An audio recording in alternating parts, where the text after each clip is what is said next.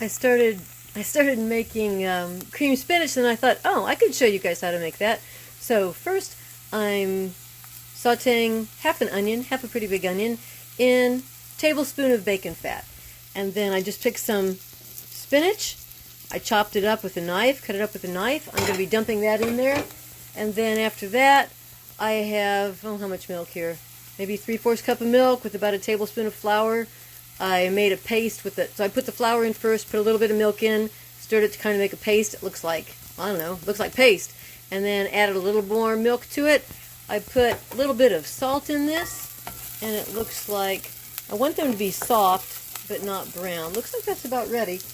Let's dump in the, oh, spinach overboard.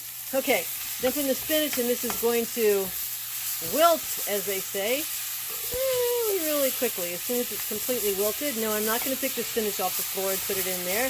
What do you think I am? Some kind of a barbarian? Not going to do that. Okay, the spinach is shrinking. It is shrinking. It is wilting. It's very angry right now, looks like. If you've had cream spinach from, oh, you know, like canned spinach, that is nothing like fresh spinach. Fresh spinach this time of year is wonderful. This would be really good. Really good served on boiled new potatoes, but Stan has said he's not going to let me dig a new potato yet. So maybe in a couple of weeks, I'll still have some spinach left and I can do that. Okay, that looks like that is cooked. Oh, almost enough. It's getting glossy from the bacon fat. It's shrunk way up.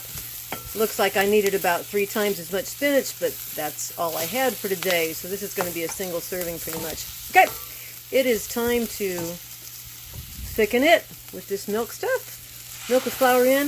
I think if I, okay, I'm going to have to put this down. Looks like the flour sunk to the bottom. Be right back. As I was about to say, if I had to do this over, I almost think it might be better to just put the flour in with the onions. Again, for a roux, you need equal amounts of fat and flour. So a tablespoon of bacon fat, or any kind of fat, butter, and a tablespoon of the flour, and that's going to need more milk. I can see that right now. Way too thick. Let me go grab a little bit more milk while that's cooking. Get it to the right texture. Alright, I turned the heat down to low, and it looks like I need to crank that up just a little bit, maybe medium low, until, when you've got a flour paste, if you don't want to taste like raw flour, you need to cook it at least a good minute or two to get that raw flour taste out of it. This looks again like, this looks pretty good, really.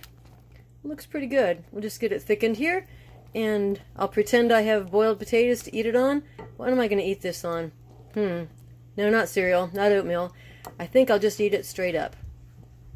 Okay, it didn't quite smell like cream spinach yet to me, so I cooked it down for another 3 or 4 minutes. I didn't want soup. I want actual cream spinach. This looks just about the right consistency. I found a leftover half-baked potato. I'm going to pour it on that, and I'll see what it tastes like. Okay, let's see what it tastes like. My first cream spinach of, boy, I haven't made this for a long time, so my first cream spinach in several years.